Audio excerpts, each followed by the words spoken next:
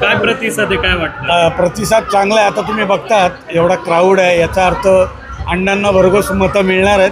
आणि अजितदादांचं वाक्यच आहे, ते सतत म्हणतात की आम्ही विचारांचे वारकरी वाहतो विकासाची पालखी. तर खरं आहे.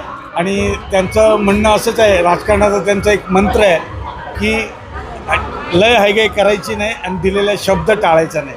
त्यामुळे घड्याळालाच निवडून द्या, त्या चिन्हाला तुम्ही बटन दाबा घड्याळाचं आणि भरघोस मतांनी अण्णांना निवडून द्या. काय वाटतं, अजितदादा मुख्यमंत्री होतील का? नक्की होणार. म्हणजे काय, आम्ही एवढं पाठीशी आहोत म्हटल्यावर नक्की ते झालेच पाहिजे मुख्यमंत्री आणि होणारच.